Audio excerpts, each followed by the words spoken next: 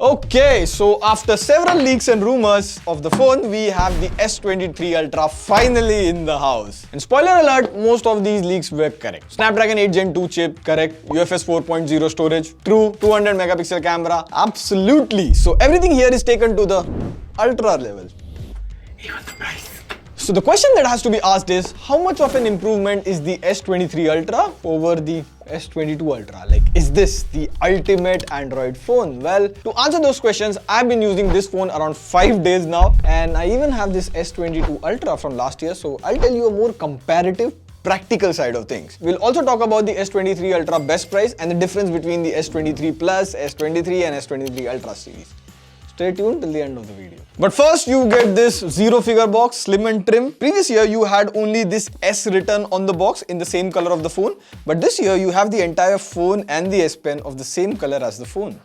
Nice attention to detail. Inside you get the phone, some paperwork, Type-C to Type-C cable, and a very premium SIM ejector tool, that's it. And also Samsung has sent us this special box. And this year I saw in the Samsung launch, they have paid a lot of attention to making the phone more environment friendly. So this volume button, power button, all you see are made from recycled aluminium. And even I noticed that the Samsung official cases are also made from recycled fiber. Even the color of the phone that you see is made from natural dye. And also we got a t-shirt which has "Share the Epic," that's the motto. Now I know you all are waiting for the camera segment because Samsung has put in all their efforts there. Hang on, we'll come to that. But first, have a look at the phone. It looks very similar to last year's S22 Ultra. And also see here side by side with the S22 Ultra, the S23 Ultra display doesn't curve that much. Also, if you see at the top, the S23 Ultra's frame is more squarish. So if I put both the phone on the desk, I can easily pick up the S23 Ultra, whereas the S22 Ultra feels a bit slippery.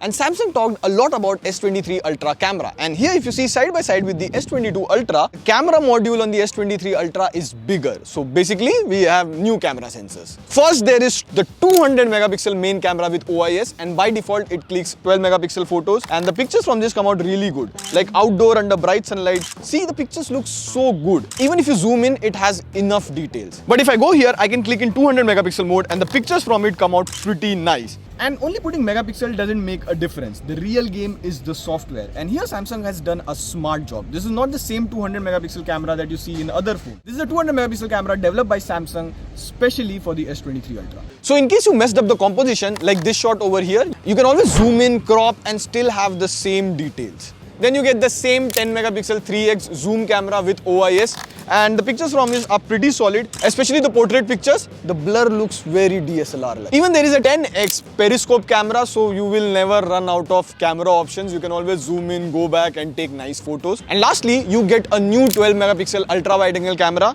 Like the pictures during night time, they come out really well, and it also acts as a macro camera. Now the most hyped feature about the S23 Ultra is the 100x space zoom. And you would be like, Pratik, even the S22 Ultra can do the space 100x zoom. Well, Samsung phones from S20 have been doing 100x zoom. But the difference that I noticed is the S23 Ultra does the best 100x zoom. Like see here in this photo, you are in ultra wide angle, you can go 1x, 3x, 10x, and now 100x. The text is much more readable. And if you can read the text, subscribe to TechWiser. Also new to the S23 series is Astrophotography mode. For that you will need to download the Expert Raw app, which is exclusive to S series phone. And then you will need a tripod, and maximum you can do 10-minute photos. And these are the pictures. You can't see stars because haha, this is Delhi. Now we'll be doing a great camera comparison video, and we'll have crazy astrophotography photos. Stay tuned for that. Now coming to videos, you can shoot in 8K 30 FPS and the footage is good, but it takes up a lot of storage. So you can shoot in 4K 60 FPS, and here's one interesting and important thing that we noticed: video stabilization. Like have a look at this side by side with the S22 Ultra. See, if I shake both the phone, in S23 Ultra there is almost no shake at all. Coming to the front selfie camera, you get a 12 megapixel selfie camera on the S23 Ultra. Now last year on the older S22 Ultra, you had a 40 megapixel camera. But somehow the megapixel is reduced, but the detail remained the same. Even the color tone has gotten a bit natural. And the most interesting thing is, you can do HDR 10 plus videos on the S23 Ultra at 4K 60 FPS, and if you can see side by side, you can see the sky, you can see my face, you can even make out the sun in the background, and the videos have now better HDR. Now camera looks a major improvement in S23 Ultra. Like you get better stabilization, better HDR and better zoom features. But Even the S22 Ultra had a good set of cameras. Like, let us know which phone do you want us to compare with. Do you think this can beat the iPhone? 8,000 likes and we do that video. Now, Samsung phones are known for best displays. The S23 Ultra lives up to that name. So you get a 6.8-inch 120Hz Quad HD Plus Edge Dynamic 2X AMOLED display. Names these days, and it has a peak brightness of 1750 nits, so watching movies and all, they look really nice. Even the bezels are very thin. Also, you get a feature called Adaptive Vision Booster. So the S23 Ultra doesn't just increase the brightness, it also decreases the black level, so the display seems more bright. So movie watching is a experience. Also, you get Gorilla Glass Victus 2 on the front as well as on the back. So it should survive drops even on concrete surfaces. Drop test. Not doing. Not doing it. And you get stereo speakers, which are